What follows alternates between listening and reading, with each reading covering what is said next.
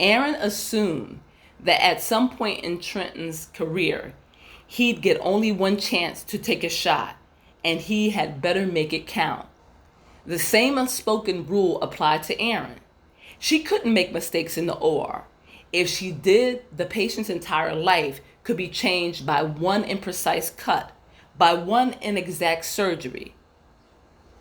We take what you do for granted, don't we? Asked Aaron as she watched the man standing beside her lower his weapon. The general public has no idea, she continued.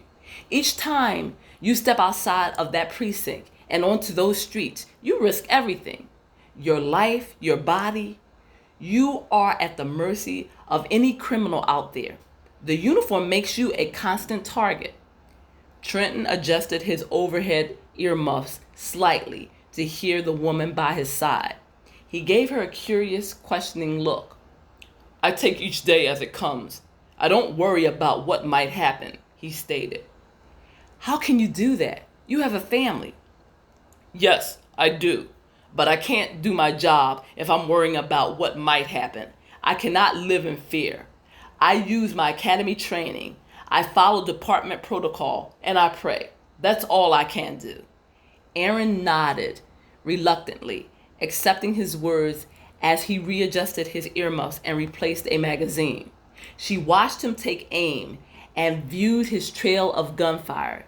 She realized that she could learn a great deal from this man. He never broke concentration as he emptied another clip. His stance was sure-footed and his posture set. Stop thinking, Ari, smiled Trenton reassuringly. I'll be all right. I plan on coming home each night to my girls. Now show me what else you can do with that weapon. Try hitting the target in the eye, he instructed.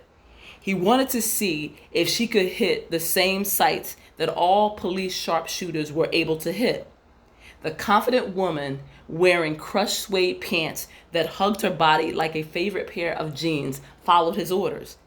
She leaned forward with ease as her curvy figure smoothed out the soft fabric that stretched over her hips and thighs.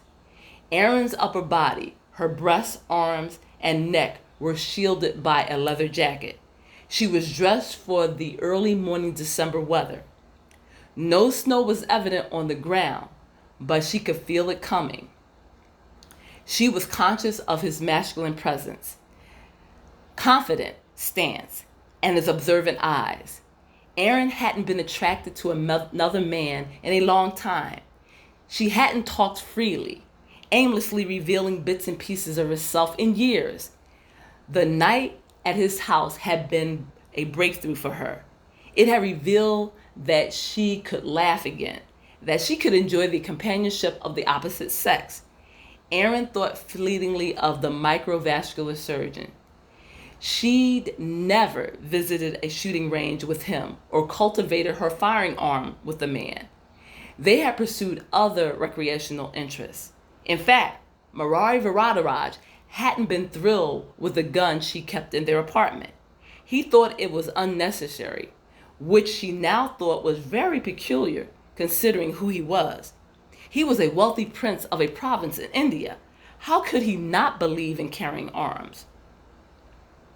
Let's do another round before stopping, yelled Aaron as she reloaded her weapon. He nodded. The surgeon placed her newly purchased gun, the one which had caught her eye online, in front of her body and took several more shots. This time, her aim wasn't quite as precise. Aaron cautioned herself against rushing. On this outside range, she had plenty of time to hone her skills. This wasn't the streets. She could try again. She aimed, inhaled, and shot. Much better. She wasn't a sharpshooter, but she was damn good. Aaron and Trenton left the fleet firing range in separate vehicles. He drove the family's SUV, while she pulled up alongside of him in her Verneo Lamborghini. Both she and the sports roadster drew stares. Aaron was used to it.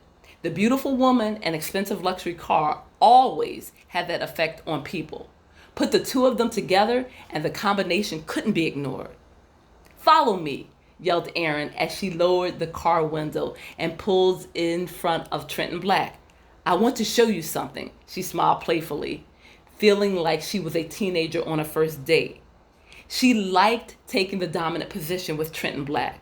For the second time in one day, the cardiothoracic surgeon enjoyed the power of her feminine voice over the 6'8" man.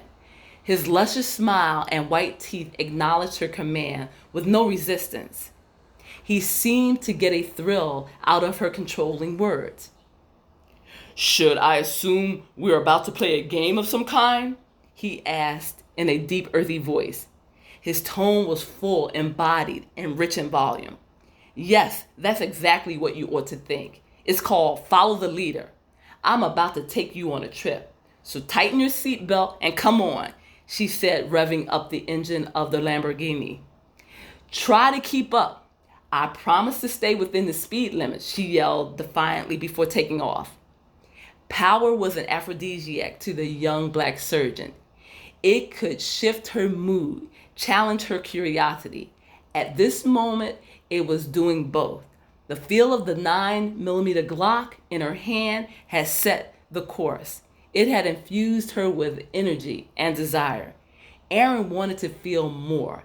She wanted to see just a little bit more of the African American police officer. Not just his badge, not simply his gun, but what lay beneath the gray hoodie and those blue jeans.